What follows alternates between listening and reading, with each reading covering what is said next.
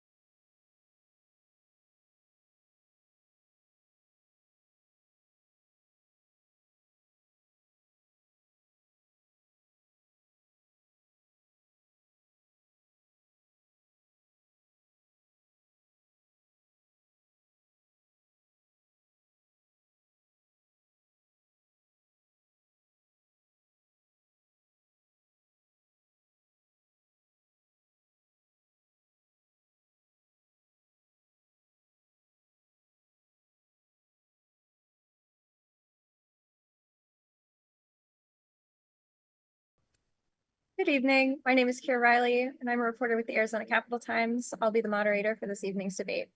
The Citizens Clean Election Commission is the sponsor of this event. As the state's voter education agency, Clean Elections is the official sponsor of Arizona debates, so voters have the opportunity to hear directly from the candidates, ask questions on the issues that matter most to them, and vote informed. Voters that are watching this debate live can submit a question at any time by emailing debates@kc-a.com or by texting 408-302-1810 or by calling 480-937-1253. We may not get to all audience questions, but we will do our best. Tonight, we will be hearing from candidates in Legislative District 28, which covers Peoria, Sun City West, Surprise, and Lake Pleasant. As this is a primary election debate, candidates are competing against others in their party to become the official party nominee. All registered voters, including independent voters, can vote in the primary. Independent voters can choose a single party ballot they wish to vote. Our goal tonight is to connect candidates and voters so our electorate may vote informed. Tonight, we will be hearing from Republican House candidate for LD28, Susan Black. Tell us a little bit about yourself, Ms. Black. Well, I'm Susan Black, and yes, I'm running an LD28. I stand for faith, family, and freedom. I'm your constitutional conservative, and I support biblical family values. I've been a small business owner for over 27 years, and I understand the challenges that small businesses face. I own a local real estate company, so this qualifies me to be your legislator because I deal with legalities every single day. I'm a wife of a military veteran, so I'm currently fighting for our Second Amendment rights as a member of the Women for Gun Rights. And I'm also a member of ASRA, which is the Arizona Republican Assemblies. We read and rate legislation, and we are able to give input for all of the legislative bills. We pick out about 260 bills that we follow through the legislative session, and we suggest amendments to make them better and give ideas for changes, especially on accountability. That's one of the areas that I strongly suggest the changes. I'm a founding member of Adams Traditional Academy, which is a charter school founded on patriotism and back to basics traditional education. So I support school choice as well. Thank you. So vote Susan Black. In the House, voters get to vote for two candidates. Your candidates are Republicans Beverly Pingerelli, Republican David Livingston, and Susan Black. Beverly Pingerelli and David Livingston were invited to participate in tonight's debate, but declined to participate. So we'll get started with opening remarks. Ms. Black, you have 1 minute. Well, I kind of addressed most of that. I do support economic prosperity for Arizona citizens with fiscal restraint and responsible tax policy and regulatory reform. Being a member of the scorecard team, being able to give input on the legislation, I've been very excited to be able to, really make good suggestions, and I appreciate that. And it's a great opportunity and has given me a great deal of experience. So those are experiences that I think are invaluable to become a legislator. Yes. Thank you, Kira. Yeah, wonderful. Thank you. So with that, we will move on to the questions portion of the evening.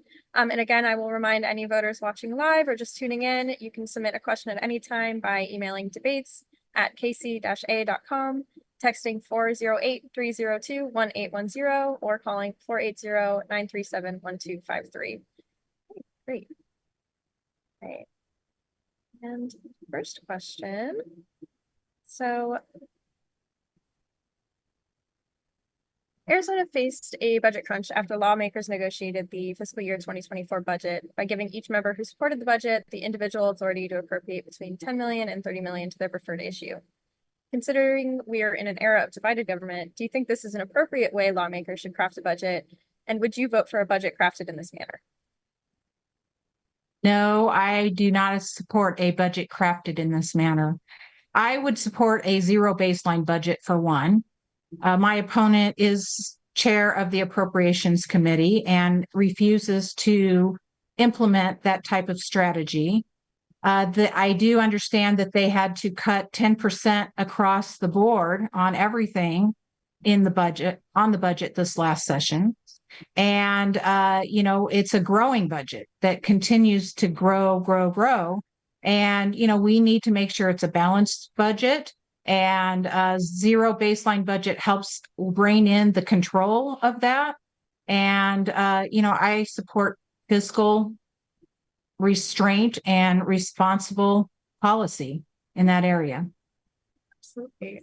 And so in that same vein, can you name one area of government you'd like to cut and one you'd like to increase funding for? I would like to cut it all the way across the board. A lot of it, all the way across. I support, less regulation, less, more budget decrease, a decreased budget. I believe that our expenditures are out of control. I see that not only in the state level, but of course, we've seen that in the federal level as well. But there is so many ways that I see government waste. And we are going to be voting on a referendum coming before the people, we the people, in November. And one of those areas is multi-billions of dollars that's going to pet projects and expansion of light rail over the next 30 years, 25 to 30 years. And that is unacceptable cost expenditure. If you look at who is riding the light rail, it's not filled. It's not producing income. It is, to me, I would be afraid myself to ride the light rail. And I don't think that it is something that we need to be spending billions of dollars over the next 30 years to expand. And is there any areas you feel we need to increase funding for? I do feel like we need to increase funding on the mental health for homelessness.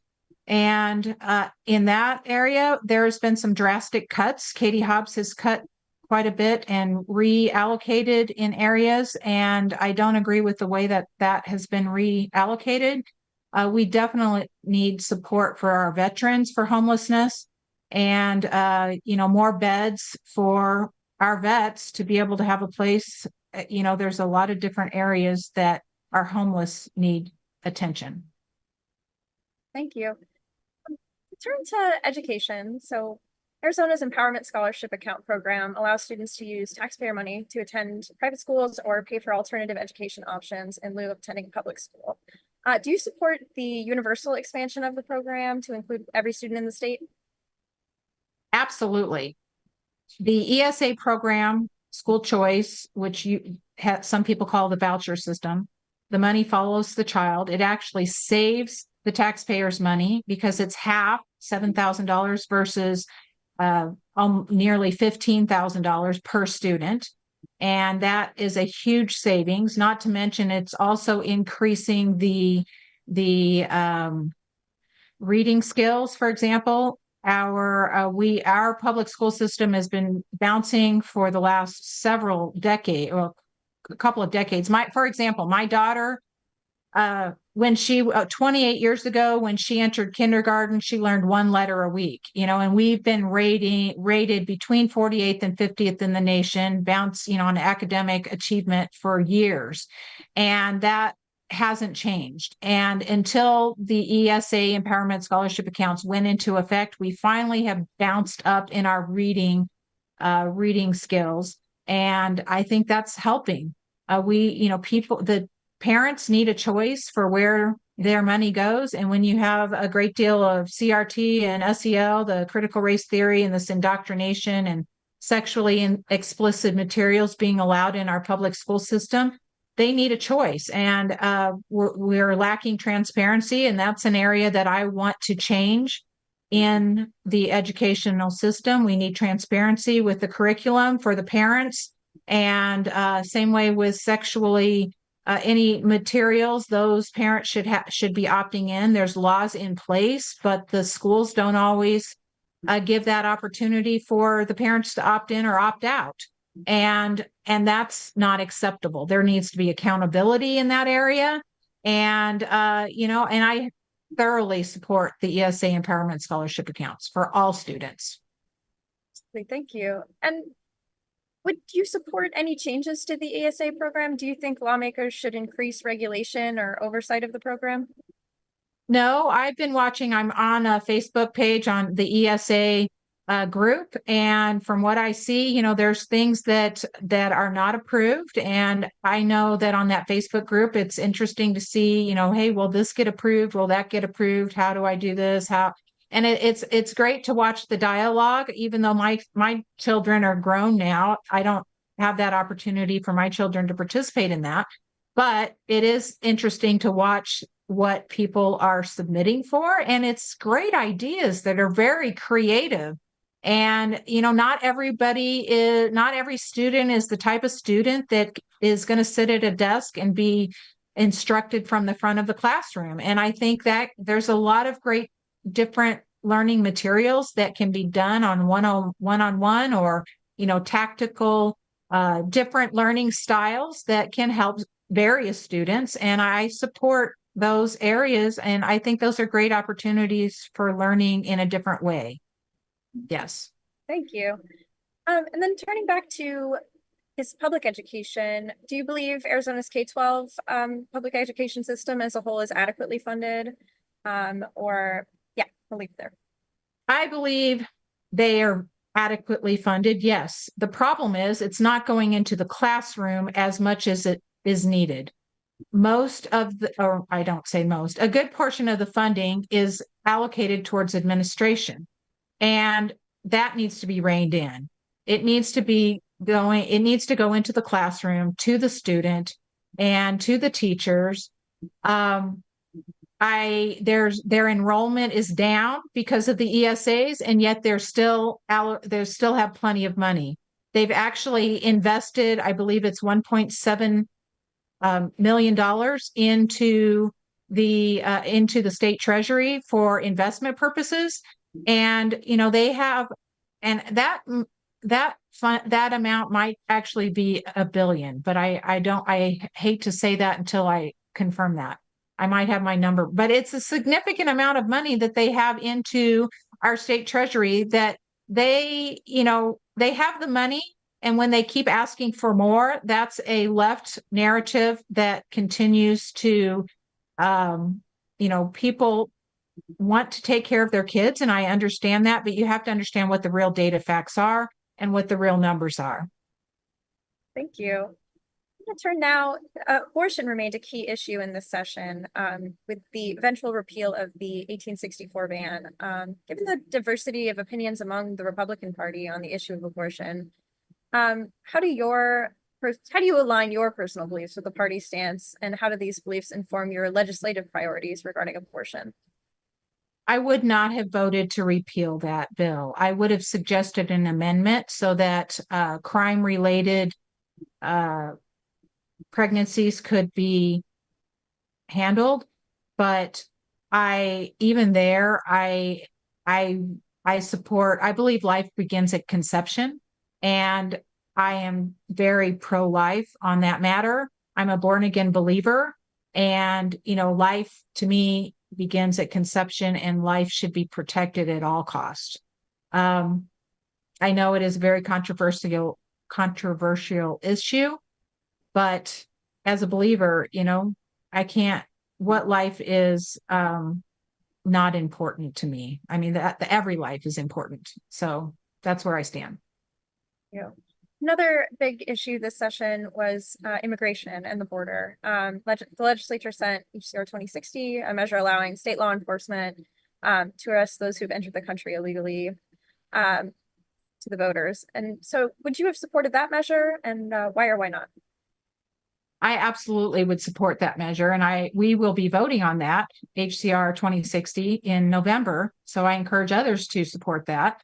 And I support nullifying the federal government's overreach. Their infringement on our state rights is atrocious. And, it's our constitutional rights. Article 4, Section 4 when we declared an invasion at the border, which we have the state sovereignty, we can exercise our state sovereignty and declare that issue an invasion. And by doing that, we can take back, like Texas has done. Texas has nullified the federal government's overreach. I support every piece of what Texas is doing and would like to emulate that. We actually have very good laws in place, on trespassing and sex trafficking and drug trafficking and so forth. But the Biden administration has nullified that, and we have to take a stronger stand. And that's why I'm running for office, is because I feel like many of our legislators are not taking a strong enough stand to protect our border and to protect our personal rights, our constitutional rights. And our borders are loaded with, here in Arizona, 80% of the fentanyl is coming across the Arizona borders. That's unacceptable, not to mention the sex trafficking and the human trafficking. So I say recently, a year ago this June, I went to the border, and my husband and I spent 4 days and 3 nights camping at the border. I did not go for a photo op. I went down there to see what was really going on. It was prior to Title 42 being lifted. And we were able to talk to the Border Patrol. They're just processors right now. They're not able to do their job. And we need to give the authority back to the Border Patrol officers, back to our sheriffs, to be able to enforce the laws that are in place. And not only that, but the city of Tucson, they had purchased land that goes all the way down to the BLM land. And they have created a corridor, a protected corridor that's aiding and abetting these sex trafficking and drug traffickers to allow this behavior to take place. And that is a violation of their oath of the Constitution. And there's no accountability. And when you have that going on, a protected corridor from the city of Tucson all the way down to the border, that's unacceptable. And wide open borders does not create a country. Our country is being overrun with illegals. They're not newcomers. They're illegally here. And, I understand there are people that are dreamers that want to come here legally, and we should support that on a legal, through legal ports of entry, doing it the right way. But illegal immigration, I do not support.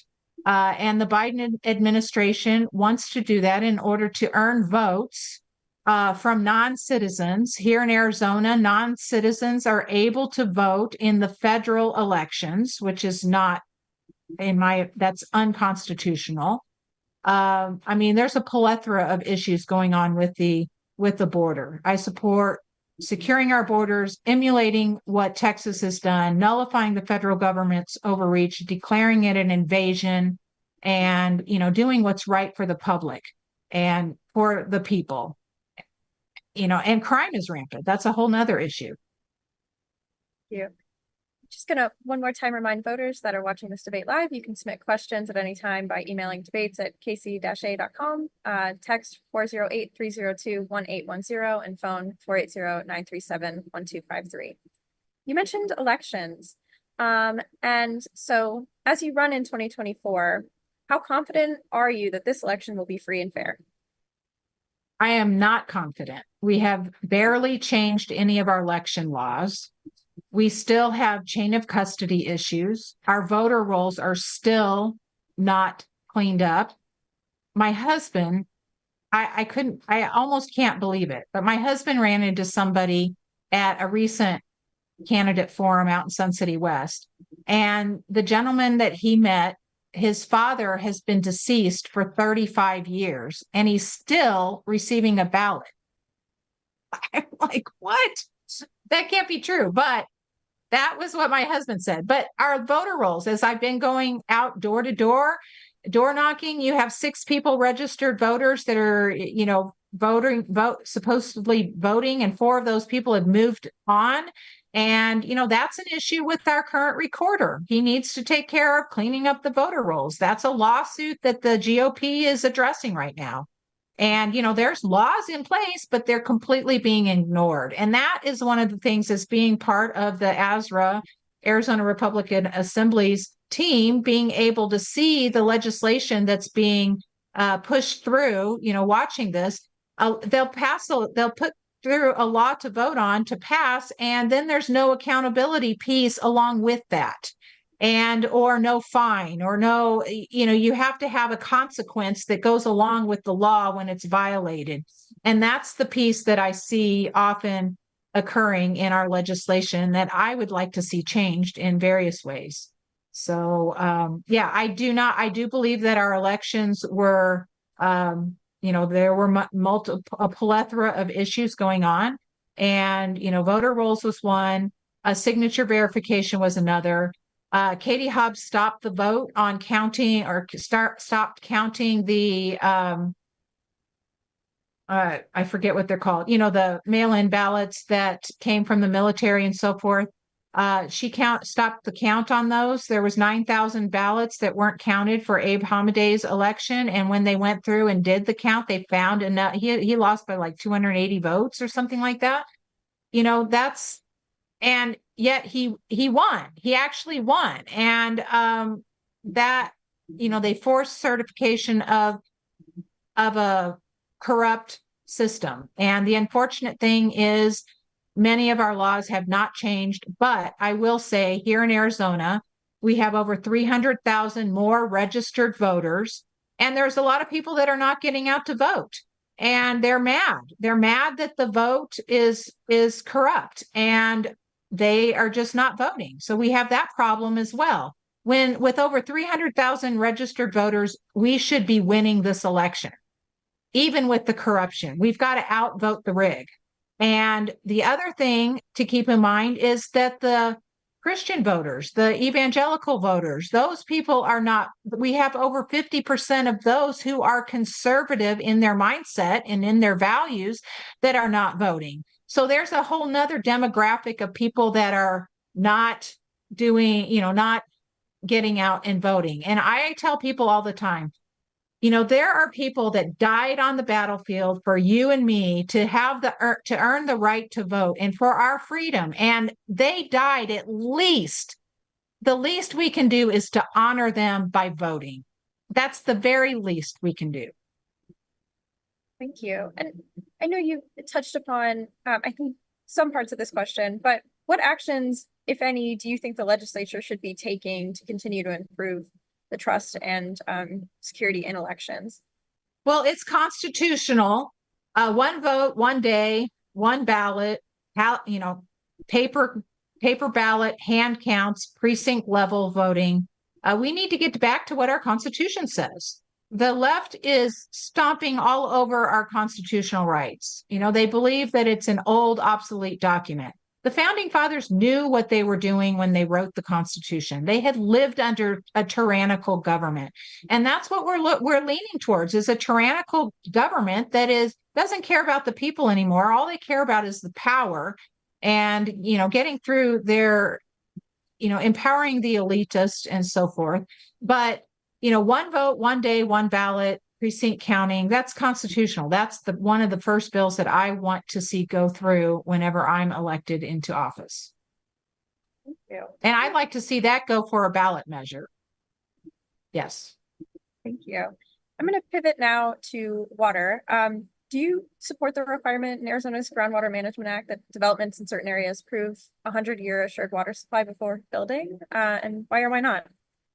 I do, yes. So I'm a realtor. I'm a licensed realtor. I own a small real estate company. We deal with legalities all the time. But one of the things that's really upset me is how Katie Hobbs has not required apartments and rentals to developments to have 100-year supply certification. I don't approve of that. I believe we need to renegotiate our treaty with California, with the Colorado River. We have a plethora of, they have an opportunity. They're right by the ocean. They should be able to desalinate themselves. use the ocean water and do some of the desalination. We get the short end of the stick because we're at the end of the Colorado River. And, our farmers need that water. We don't as much have I know Rio Verde has had a bad, had some issues up there, but overall here in Maricopa County, we are not suffering for a lot, from issues as much. But in the long term, it's going to happen eventually. But we do have groundwater available. I support finding out more data on what that is, the amounts that are available and so forth. And, I live here in Sun City, which is actually very close to Peoria.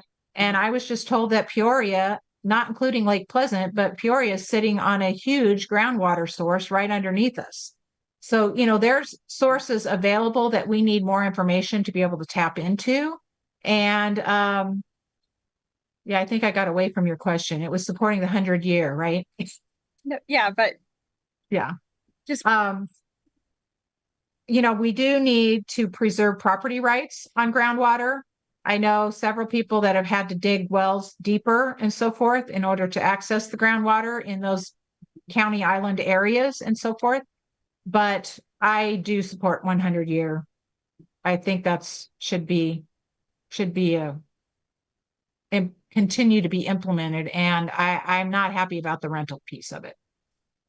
Thank you. I'm going to turn to housing. You mentioned homelessness is one thing you'd like to see more funding gone through, but the housing crisis in Arizona, continues to present complex challenges for policymakers. So can you outline maybe some policy ideas or plans you may have to address housing? Yeah. Well, we have a couple of issues going on with that. One, we need to secure the border so we don't have as many of the migrants or illegals that are homeless on our streets. We have that. They're putting, our government is paying to put them up in hotels here in the valley, and yet our veterans are on the street. That's not acceptable. So securing the border is one. Sending those illegals back home, would free up space and beds for our own people. We need to be taking care of our own citizens. The Biden administration seems to always be America last. I'm a generous person in a lot of ways, but it goes too far whenever that you have multiple hotels and they're giving all this money to these illegals. So that's one, securing the border. Number two, I'd like to see that frees up beds, okay, for our veterans and our own homeless population. Number two, there's a big drug problem. There's some homeless are there by choice. And I think there needs to be more accountability, and they need to be required. I don't think we should be allowing big camps out on the street and so forth, but they also need a place to go. But then on these the people that are druggies, I'll just say it, they need to be held accountable. They need to go to jail, and they need to be required to go through a 6-month rehab program. And, 6 months, generally 90 days or 30 days is what a rehab program is about. But I don't think that's enough time to change somebody's entire, habitual, you have to have a length of time that actually makes life changes. And I've heard testimony after testimony that when somebody required someone to go through a lengthy program, that they ended up making true life changes. And I do think that we need to have some of the nonprofits participate in that, because anytime you have a nonprofit, the state doesn't want to have nonprofits or biblical focused, Christian based, types of organizations to be a part or receive state funding. But when you have a much higher success rate when you have somebody that goes through a Christian type of organization to deal with their addictions. And I think that should be supported, not ignored. So I hope I think that answered the question. Yeah, thank you. And with that, I think that concludes the question portion of the evening. So we're going to move to closing remarks. You have a minute. Well, Susan Black, vote Susan Black for House of Representatives, LD28. I stand for faith, family, and freedom. I'm your constitutional conservative candidate. I'm your warrior candidate. I'm a fighter.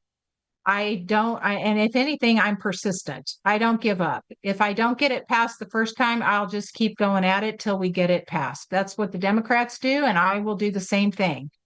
I support family values. That's the thing that people don't. I think the family is being ripped apart in 101 ways, and anything that we can do to support the family and encourage and build upon the family, build upon marriage, and those types of values, I support. Like I said, you're constitutional. The other thing, I'm running for office because we, the people, need a voice. My opponent has been in office 16 years. He is lobbyist driven. He no longer cares about the people. Has been censured by our district. And the PCs and the leadership, state committeemen, they do not like him. And we, the people, need a voice. And that's why I'm running. I've been a PC and a state committeeman for the last 4 years. And I am involved in the GOP leadership. And I do everything I can to help other candidates and also, just stand up for what is right. And I will do what is right in office. And will continue to do that no matter what. If elected or not, I will always continue to do the right thing. I want to be a stateswoman, not a dirty politician. Thank you so much. Vote Susan Black. Yes. Thank you, Ms. Black. Thank you, Kira. This concludes our debate to our question and answer, I suppose. To our candidate, we thank you so much for participating. To the voters, we thank all of you who took the time to watch the debate and inform yourself before the July 30th primary election. We encourage you to visit azcleanelections.gov for official, accurate voting information. Thank you so much.